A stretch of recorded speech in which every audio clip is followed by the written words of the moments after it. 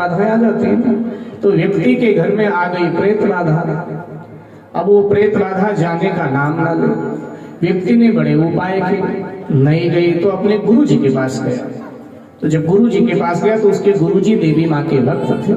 तो गुरु जी ने कहा कि किसी पंडित जी से दुर्गा सप्तशती का पाठ कराओ, और जहां दुर्गा सप्तशती का पाठ हो वहां प्रेतात्माएं तो भगेंगी। पाठ का विधान से पाठ होना चाहिए, जैसे आदेश करें पंडित जी उसका पालन करना। गुरु जी ने समझा, आ गया। बोले कितना पाठ करा ले मैं? तो बोले ज्यादा से ज्यादा कराओ, अच्छी बात है, वैसे 9 तो होना चाहिए। बोला महाराज अब दक्षिणा भी तो 9 दिन की देनी पड़ेगी पंडित जी को। बोले अब पंडित जी पाठ करेंगे तो दक्षिणा के बिना फल कहाँ मिलता है भाई, दक्षिणा तो देना चाहिए। बोला महाराज अब 9 दिन मुश्किल है, थोड़ा सा 1 दिन करा लें। बोले हाँ 1 दिन करा लोगे तो भी कामयाबी मिल जाएगी, 1 दिन करा लो, विधान से कराना जैसे पंडित जी। ठीक आया, पंडित जी को बोला, पंडित जी ने ठीक।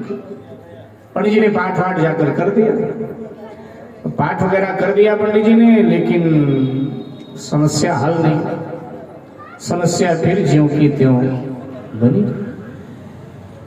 फिर गुरु जी के पास गया, बोला जी गुरु जी पाठ तो करवा लिया, लेकिन समस्या ज्यों की त्यों बनी।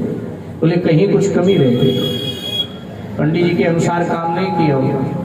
जो सामग्री पंडित जी ने बोला था लाए थे, बोले लाए थे, कुछ छूट भी गए थे। बोले ये तो कर, बोले सारी सामग्री लाओ पूजा की।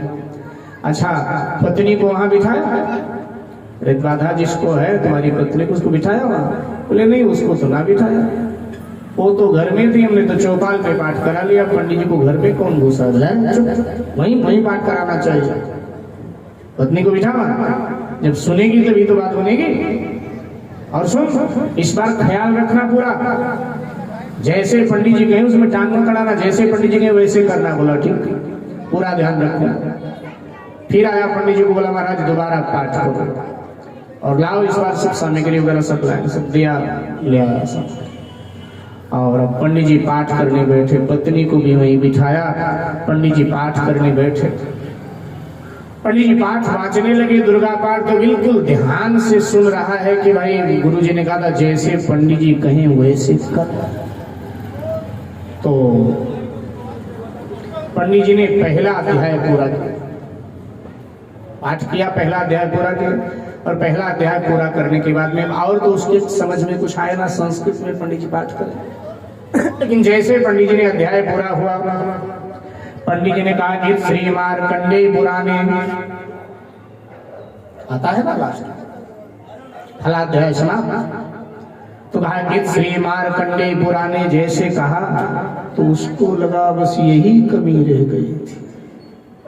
बोला गुरु जी रुको रुको रुको, पाठ रोको, पाठ रोको, दोबारा से गुरु जी पाठ करो, वो सामग्री तो मैं भूल ही आया, दोबारा पाठ चालू करो, पहले अध्याय से फिर चालू करो। पंडित जी समझ नहीं पाए, सोचा चलो पहले अध्याय से दोबारा चालू कर देता हूँ। तब तक ये दौड़ा दौड़ा गया, 13 अध्याय से 13 कंडे लेके आ गया। कंडे तो समझते होंगे आप सब, 13 कंडे ले आया और वहीं 13 कंडे रखकर बैठ गया। बोला महाराज आप कोई गलती की नहीं, अब तो ससुरा प्रेतात्मा जाएगा ही घर से। तो 9 कंडे ले आया, बैठ गया। अब फिर पंडित जी ने पाठ प्रारंभ किया। जैसे पहला अध्याय पूरा हुआ और जैसे कहा इत श्री मार्कंडे पुराणे, और जैसे कहा इत श्री मार्कंडे पुराणे, तो दोनों हाथों में कंडा लिया, एक कंडा पंडित जी पे मारा और एक पत्नी पे मारा। अरे ये क्या कर रहा है, क्या कर रहा है? बोला विधान पूरा कर रहा हूँ।